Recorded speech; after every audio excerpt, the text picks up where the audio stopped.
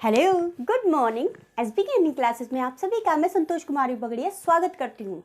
SB की earning classes ने आज से ठीक 10, 15 या 20 दिन पहले वीडियो डाले थे। मैंने ज़्यादा वीडियो नहीं डाले हैं, बहुत ही सेलेक्टेड वीडियो डाले हैं, लेकिन सेलेक्टेड वीडियो में आपको पूरा बताया है कि आपको उसमें क्या क्या, अगर आप चाहते हैं कि आपके बच्चे का एडमिशन के pre primary KG, nursery, pre primary KG में हो, बाल बाटिका केंद्रीय विद्यालय में हो, तो आपने मुझे बहुत सपोर्ट किया था। मैंने उस वीडियो में डाला था, एक वीडियो में तो मैंने आपको एज को बहुत अच्छे से, मतलब उम्र को बहुत अच्छे से एक्सप्लेन करके बताया था कि किस उम्र के बीच में नर्सरी, केजी, प्री प्राइमरी में आपका एडमिशन बच्चे का हो सकता है, कितनी एज आपकी होनी चाहिए। बाकायदा मैंने अपनी बच्ची को एग्जाम्पल देते हुए आपको बताया था। वो वीडियो भी आप वॉच कर लीजिएगा। केंद्रीय विद्यालय के नाम से प्लेलिस्ट है, उस प्लेलिस्ट में मैंने केंद्रीय विद्यालय की वैकेंसी भी डाली हुई है। तो वैकेंसी ना देख के सिर्फ आप केंद्रीय विद्यालय एडमिशन से रिलेटेड जितने वीडियो है, बाल बाटिका से रिलेटेड जितने वीडियो है, वो एक बार आप फिर से वॉच कर लीजिएगा अगर आप मेरे चैनल पर नए हैं तो। अब बात करते हैं कि जो मेरे चैनल पर पहले से हैं और जिसने मुझ पर विश्वास करके मेरे चैनल पर कंटिन्यू मुझे वॉच किया है, उनके लिए मैं आज एक इम्पॉर्टेंट सेशन लेकर आई हूँ। इम्पोर्टेंट सेशन में मैं कुछ खास तो नहीं, लेकिन सबसे पहले तो आपकी जो मैंने पिछले आपको डॉक्यूमेंट्स बताए थे वो आप रेडी कर लीजिए। उसी के बारे में मैं आज थोड़ी सी चर्चा फिर से कर लूँगी ताकि आपके रिमाइंड हो जाए, आपकी प्रॉब्लम्स के कहीं ना कहीं सॉल्व हो जाए। और दूसरी बात, कुछ नया बताने की भी कोशिश करूँगी। और हाँ, मैं इसी सीक्वेंस में आपको बता देती हूँ कि जो स्कूल्स है, स्पेशली जयपुर में, स्पेशली जहाँ भी हैं, राजस्थान में जहाँ कहाँ कहाँ हैं ये बाल बाटिका एडमिशन्स के स्कूल्स है कि भी नहीं हैं, इसकी लिस्ट अगर मैं डालूंगी तो मैं डालूंगी एकदम सॉलिड विद प्रूफ। अदरवाइज मैं आपको गुमराह नहीं करूंगी, क्योंकि मैंने आपको पहले भी बताया था मेरी खुद की बेटी है 6+ की है, तो मैं खुद उसमें एडमिशन करवाने वाली हूँ। तो मैं आपको बिल्कुल वैलिड इन्फॉर्मेशन देने वाली हूँ। आपको ज़रूरत है तो पेशेंस की और साथ में काम करते रहने की। काम करते रहने में मैं आपको बताऊंगी कि आपको गुमराह नहीं होना है, किसी के झांसे में नहीं आना है, किसी तरीके की परेशानी नहीं उठानी है, वो सारा मैं आपको आज क्लियर करने वाली है। तो चलिए चलते हैं। देखिए, सबसे पहले तो मैंने आपको क्या बताया कि बाल बाटिका एडमिशन 2023 में एज बताया।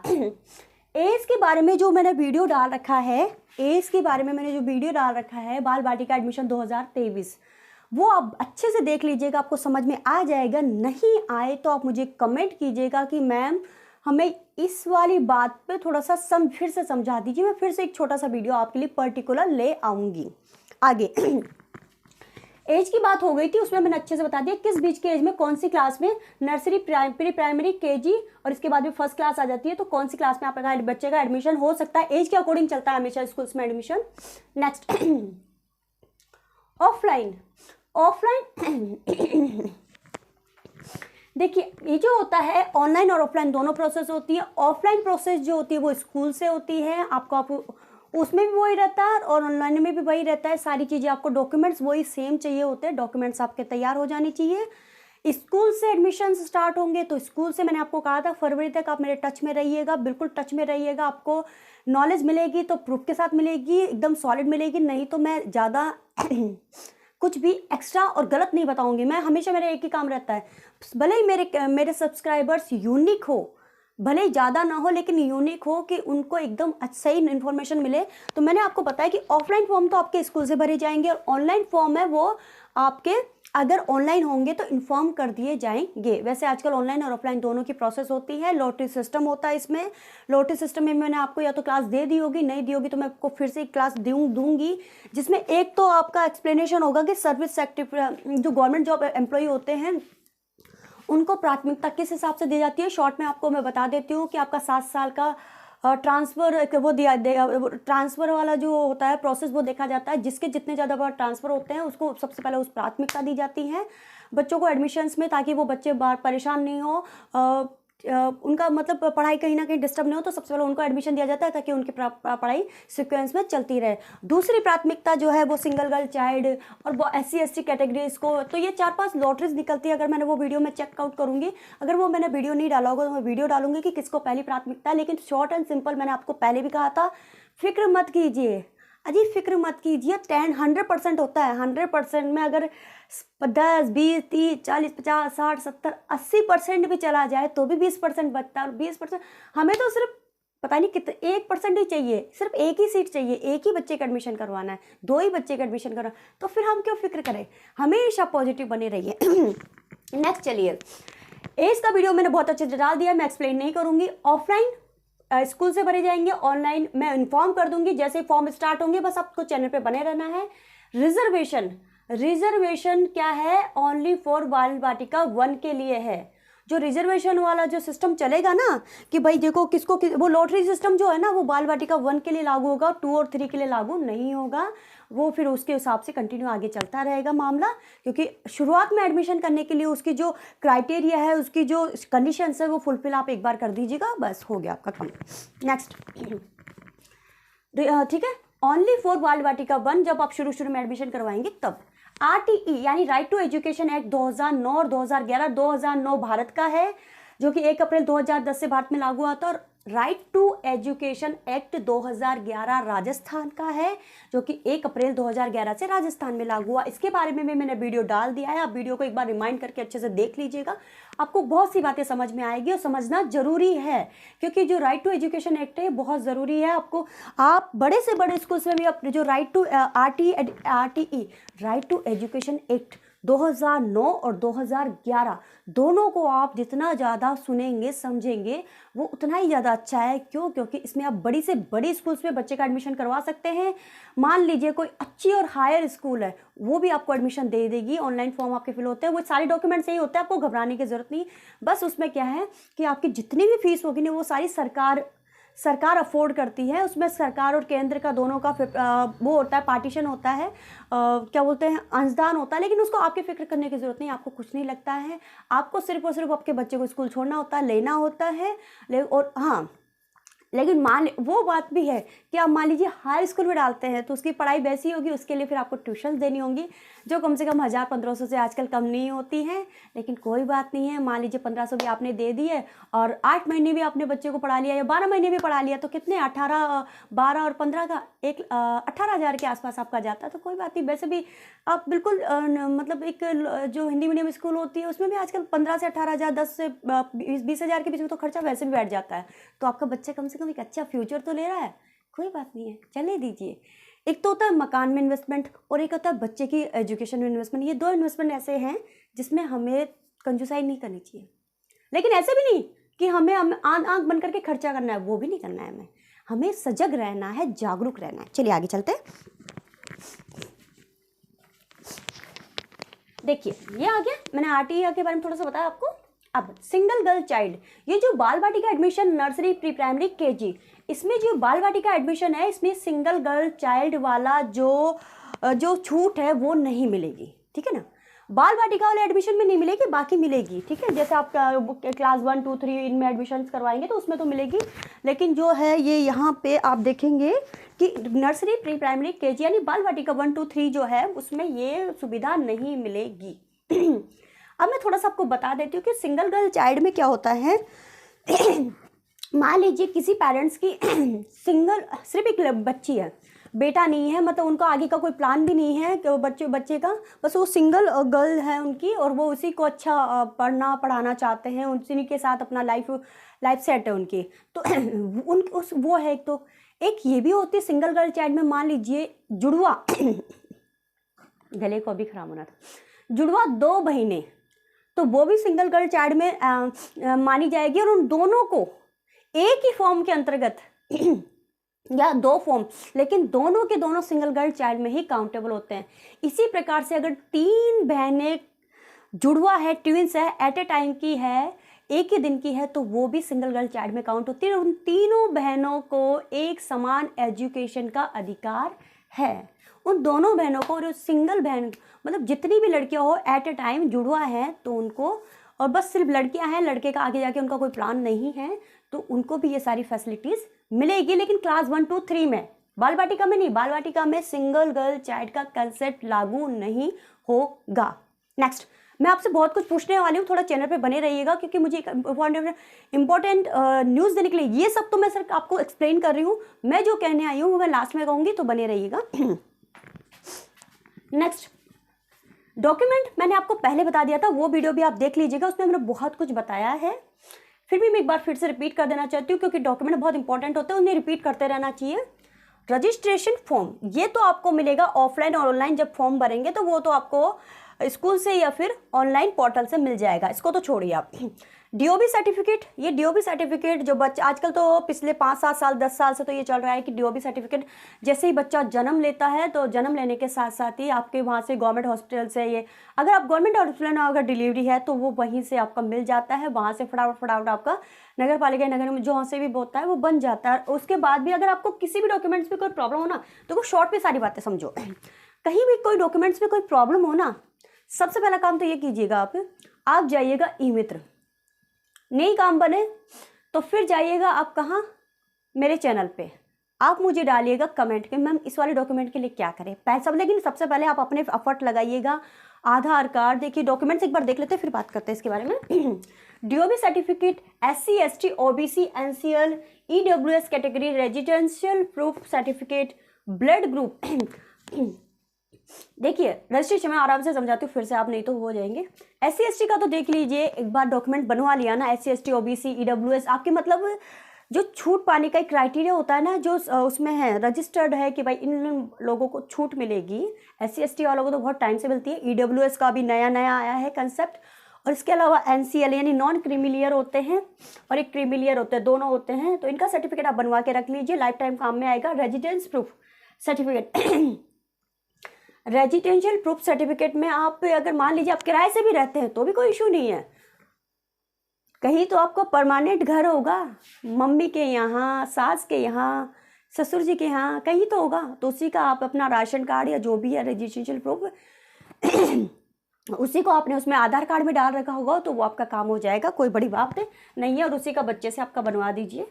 ब्लड ग्रुप का भी आपको पता है कि जैसे ही मान लीजिए मैं तो प्राइवेट हॉस्पिटल्स का तो मुझे पता नहीं भाई, देखो मेरे तो दोनों बच्चे गवर्नमेंट हॉस्पिटल के हैं, हमारी फैमिली कंडीशंस भी अच्छी हैं, बट मैंने प्रेफरेंस दी है क्योंकि प्राइवेट हॉस्पिटल में तो जाते सीधे ऑपरेशन करते रहो, ऑपरेशन का मुझे कोई बहुत डर था उस वक्त, तो इसलिए मैंने गवर्नमेंट को चूज़ किया। गवर्नमेंट थोड़ा सा उसमें फैसिलिटी कम होती है लेकिन डिलीवरीज अच्छी करा देती है। मेरा काफ़ी अच्छा एक्सपीरियंस था, मुझे सुना हुआ था कि कोई प्रॉब्लम नहीं आती है, और मेरी दोनों डिलीवरी नॉर्मल है। तो इसमें मैंने पहले प्राथमिकता गवर्नमेंट हॉस्पिटल को दी थी। तो जब मेरे बच्चे वहाँ पे हुए तो दोनों का जो उस वहाँ पे ममता कार्ड बनता है, मेरे टाइम पे ममता कार्ड बनता था। आजकल बच्चे जो जन्म ले रहे हैं उनका शायद कुछ नाम बदल गया हो उस फैसिलिटी का, तो बात अलग है। ममता कार्ड बनता है, ग्रीन कलर का कार्ड मिलता है, उसमें माँ का ब्लड ग्रुप, पिता का ब्लड ग्रुप, कोई HIV पॉजिटिव नहीं है, मतलब सारी इन्फॉर्मेशन उसमें होती है। बच्चे का ब्लड ग्रुप, बच्चे का जन्म लेते ब्लड ग्रुप, बच्चे का जन्म के समय वजन कितना था,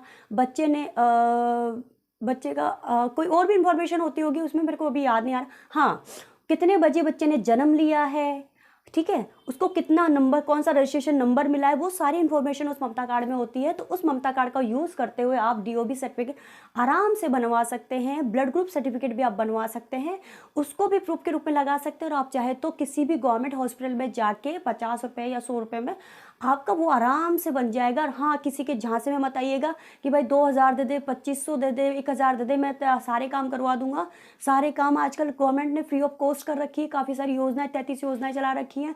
उसके अंतर्गत बहुत सी ऐसी चीज़ें हैं, जैसे आप आधार कार्ड की बात कर लो। आधार कार्ड की अगर आपकी कोई प्रॉब्लम आए तो अगर आप जयपुर से बिलोंग करते हो तो जयपुर में तो फ्री ऑफ कॉस्ट, मतलब जो फ्रेश आधार कार्ड है बच्चे का, छोटे बच्चे का, वो तो बिल्कुल फ्री ऑफ कॉस्ट बन रहा है। आपको संशोधन करवाना था, एक संशोधन के 50 रुपये लग रहे हैं, और अगले महीने भर के अंदर आपके घर पे आता है तो ठीक है, वरना आप उसकी क्या कीजिए, ई मित्र जाकर उसकी हार्ड कॉपी निकलवा लीजिए। 50 रुपये हार्ड कॉपी के लगेंगे, आपका काम कंप्लीट हो गया। तो 50 रुपये में सारे काम हो रहे हैं। आपको लुटने की और आपको मिसगाइड होने की ज़रूरत नहीं है। डॉक्यूमेंट्स के चक्कर में पता चले 5000 खर्च कर दिया, 10,000, ऐसा कुछ नहीं है। सब आपको तो मिल जाएंगे बहुत ही ईजी में। बस आपको थोड़ा सा धैर्य की, थोड़ा समझ लगाने की ज़रूरत होती है, बात करने की ज़रूरत होती है, ठीक है। ब्लड ग्रुप सर्टिफिकेट के बारे में मैंने आपको बता दिया। टू पासपोर्ट साइज फोटोग्राफ, तो फोटोग्राफ तो आप बच्चे की आप खिंचवाई लीजिए। आपके बच्चों को एडमिशन दिलाना है, चाहे वो किसी भी स्कूल्स में होगा, चाहे हमारी गली की स्कूल में होगा, चाहे किसी भी स्कूल में होगा, लेकिन आपको फ़ोटोज़ तो चाहिए ही होगी। बात करते हैं सर्विस सर्टिफिकेट। सर्टिफिकेट में क्या होता है कि गवर्नमेंट सर्वेंट के लिए सर्विस सर्टिफिकेट का जो है मैं एक अलग से वीडियो पूरा लेकर आने वाली हूँ। वैसे मैं शॉर्ट में मैंने अभी थोड़ी देर पहले बताया, फिर से मैं रिपीट कर देती हूँ। इसमें मान लीजिए गवर्नमेंट एम्प्लॉय है, गवर्नमेंट एम्प्लॉय के जैसे ट्रांसफर्स होते हैं, किसी का भी ले लीजिए आप, चाहे पुलिस का ले लीजिए, चाहे रेलवे का ले लीजिए, चाहे आप आर्मी का तो मैं नहीं लूँगी क्योंकि मुझे उसके बारे में ज़्यादा पता नहीं है, बट रेलवे वालों का मुझे थोड़ा सा पता है कि उनका जैसे मान लीजिए 5 साल में 7 साल में उनके ट्रांसफ़र्स होते रहते हैं एक ज़िले से दूसरे ज़िले, कम से कम ज़्यादा ज़िलों के, और ऐसा भी होता है कई बार जैसे यूपी का बंदा यहाँ आ रहा है, राजस्थान का यूपी में जा रहा है, तो उसमें क्या होता है कि जैसे आपके पिछले 7 साल का मतलब है कि जैसे अभी 2023 चल रहा है, तो 2023 से 7 पीछे चले जाइएगा तो 3 तो ये और 4 बे, यानी कि 2016-17 से लगाकर अब तक में पिछले 7 साल में जितने भी ज़्यादा ट्रांसफ़र होंगे, जिसके जितने ज़्यादा ट्रांसफ़र होंगे, मान लीजिए एक पेरेंट्स मैं हूँ, एक पेरेंट्स आप है और एक पेरेंट्स कोई और है, 3 पेरेंट्स हैं और पिछले 7 साल में मेरे 4 बार ट्रांसफ़र हुआ है, आपका 5 बार हुआ है, उनका 2 बार हुआ है, तो किसको पहली प्राथमिकता दी जाएगी? आपको पहली प्राथमिकता दी जाएगी। क्यों? क्योंकि पिछले 7 साल में आपका ट्रांसफ़र 5 बार हुआ है, कारण चाहे कुछ भी हो, लेकिन आपका बच्चा सफ़र नहीं करना चाहिए, इसलिए पहली प्राथमिकता आपके बच्चे को दी जाएगी। ठीक है, वो सर्टिफिकेट, ये जो सर्टिफिकेट है आपके, जो आप जहाँ भी आप जॉब कर रहे हैं ना, वो अधिकारी जारी करेगा, उसमें कोई उनको इशू नहीं होना चाहिए, और अगर किसी तरीके का इशू होता है तो ये गलत है, वो करेंगे क्योंकि उनकी ड्यूटी है बच्चों को, उनके अपने एम्प्लॉयज़ के बच्चों को हेल्प करना उनकी पूरी ड्यूटी है, और गवर्नमेंट के अंतर्गत नियम भी है। नेक्स्ट, स्कूल टाइमिंग की बात करें तो इनका जो है वो 3 घंटे का पर डे, मतलब एक वीक में 3 घंटे का रहेगा, क्योंकि छोटे हैं तो आप जानते हैं, वैसे भी छोटे छोटे बच्चों को आप डालते हैं तो 10 बजे बुलाते हैं, 9 बजे बुलाते हैं, 12 बजे छुट्टी कर लेते हैं, तो नॉर्मल स्कूल्स में शुरुआती जो आपकी जो प्री नर्सरी होगी, नर्सरी में तो 3 घंटे बहुत ज़्यादा होते हैं, 3 घंटे बहुत है, कम से कम बच्चा अपना इन्वायरमेंट बनाएगा, तो 3 घंटे एक वीक में, मतलब एक दिन में 3 घंटे और 5 दिन स्कूल देंगे, यानी 15 घंटे उनकी टोटल एक वीक में होगा। स्कूल लिस्ट जो है वो मैं जल्दी ही डालने वाली हूँ, मैंने आपसे कहा था कि फरवरी तक आप मेरे टच में रहिएगा। और हाँ, अब आते हैं मेन मुद्दे पर, जिसको लेकर मैंने आज ये वीडियो स्टार्ट किया था कि मेरे दिमाग में क्या चल रहा है। अब तक के जितने भी वीडियो मैंने डाले हैं उनको आप वॉच कीजिएगा और जितने भी इम्पोर्टेंट क्वेश्चन आप मुझसे पूछना चाहते हैं उसको बाकायदा कमेंट बॉक्स में क्लियर लिखिएगा। कारण, क्योंकि मैं अगले 5 से 7 दिन के अंदर जाने वाली हूँ जयपुर की किसी हायर केंद्रीय विद्यालय की स्कूल में, और वहाँ के इंचार्ज या प्रिंसिपल या जो भी वहाँ रिस्पॉन्सिबल है जवाबदेही के लिए, मेरे क्वेश्चंस के आंसर्स के लिए, मैं उनका इंटरव्यू शूट करने वाली हूँ। वो अगर फेस दिखाना चाहेंगे तो ठीक है, नहीं दिखाना चाहेंगे तो मैं रिकॉर्डिंग या फिर मैं उनको रिटर्न में लिख कर लाऊंगी, आपके आंसर्स को, आपके क्वेश्चंस को और उनके आंसर्स को, और फिर मैं आपको रिप्लाई करने की कोशिश करूंगी। मैं चाहती हूँ कि आपको एकदम सॉलिड नॉलेज मिले, उसमें कोई किंतु परंतु ना हो, आप गुमराह ना हो। रही बात डॉक्यूमेंट्स की, डॉक्यूमेंट्स तो आप बनवा लीजिए, हर जगह काम आएगा अगले 10, 20, 30, 40 बच्चे की पूरी स्टडी तक। और हाँ, एक इम्पॉर्टेंट बात, डॉक्यूमेंट्स बनवाते समय सबसे पहले तो हमेशा बच्चे का बर्थ सर्टिफिकेट सही होना चाहिए, और बर्थ सर्टिफिकेट के साथ साथ ही आप उसको आगे कंटिन्यू कीजिए। तो आप सभी से रिक्वेस्ट है कि अगले न्यू बॉर्न बेबी का नाम वाम सब कुछ आप शुरू में ही क्लियर कर लीजिएगा, और फिर उसके बाद कंटिन्यू उसके पहले तो आधार कार्ड, फिर उसके हिसाब से आधार कार्ड बनेगा, आधार कार्ड में जो संशोधन होते जाएंगे उसके हिसाब से आगे चलता जाएगा। तो आप प्लीज़ डॉक्यूमेंट्स पे पूरा ध्यान दीजिए, स्पेलिंग मिस्टेक मत किया करो, क्योंकि स्पेलिंग मिस्टेक एक बार हो गई तो फिर कंटिन्यू वो डॉक्यूमेंट्स में आपको चलानी पड़ती है। हमारे पिछले रिकॉर्ड तो ये है कि 10th क्लास में जो लिख दिया, पत्थर की लकीर हो गई, उसके हिसाब से फॉर्म फिल होते हैं, हमारी गवर्नमेंट जॉब्स की तैयारियाँ होती हैं, सारी चीज़ें होती हैं। खैर आगे जाके तो बहुत से संशोधन आ जाएंगे, लेकिन फिर भी आप सजग रहिए, सतर्क रहिए, और मैंने जो कहा उस पर आपको काम करना है। मैं आपको देती हूँ सिर्फ आज, कल और परसों, यानी कि 29, 30 और 31 तारीख तक का टाइम। 1 या 2 फरवरी को मैं जाने वाली हूँ गवर्नमेंट स्कूल में, केजी की, केंद्रीय विद्यालय संगठन की, जहाँ से मैं आपके सवालों के जवाब लेकर आऊँगी। तो प्लीज़ प्लीज़ प्लीज़ प्लीज़ आपको सिर्फ और सिर्फ टाइम निकाल कर मुझे ज़्यादा से ज़्यादा, लेकिन ऐसे नहीं कि एक ही क्वेश्चन 2 बार पूछा, ऐसे नहीं कि मैम आधार कार्ड कहाँ से बनवाए, मैम फ़ोटो, मैम ये, ऐसे नहीं। सॉरी, अच्छे होने चाहिए क्वेश्चन जो वास्तव में उनसे पूछे जा सके। ऐसे नहीं कि मेरी लिस्ट बढ़ जाए, मैं भी थोड़ी परेशान हो जाऊँ, ऐसा नहीं। बिल्कुल सॉलिड और आंसर पूछिए। सबसे पहले तो स्कूल लिस्ट लेकर आने वाली हूँ मैं जल्दी, और दूसरा आपका कोई भी क्वेश्चन हो तो मुझे बताइएगा। और बहुत से क्वेश्चन मेरे पास पहले आए थे, लेकिन एक्चुअली क्या वो वीडियो मैं देख नहीं पाऊँगी, उस पर काफ़ी वो पीछे चला गया। मैं चाहती हूँ आपके फ्रेश क्वेश्चंस हो, अगर किन्हीं सवालों के जवाब आपको मिल गए हों तो मुझे उनको बताने की ज़रूरत नहीं है, और जो आपको नहीं पता अब मैं उनको आपको बताने की कोशिश करूँगी। तो वीडियो ज़्यादा लंबा हो रहा है और अच्छा नहीं लगता, आपका टाइम ख़राब होता है। तो चलिए चलते हैं। अच्छा, मैंने जिस पे कहा है वो काम ज़रूर कीजिएगा। आप मुझे कमेंट करके बताइएगा आपके जो भी क्वेश्चन है, आपके बाल वाटिका एडमिशन क्लास नर्सरी, केजी और नर्सरी, प्री प्राइमरी, केजी से रिलेटेड उन क्वेश्चंस के सीरीज़ मैं आपको जल्दी ही लेकर आने वाली हूँ। और कोई भी इन्फॉर्मेशन जो आप चाहिए अब मैं आपको बताने वाली हूँ। चैनल पर बने रहिएगा, क्योंकि मैं और आप दोनों मिलकर करवाने वाले हैं केंद्रीय विद्यालय संगठन में अपने अपने बच्चों का एडमिशन। तो चलते हैं और मिलते हैं एक नई क्लास में। धन्यवाद।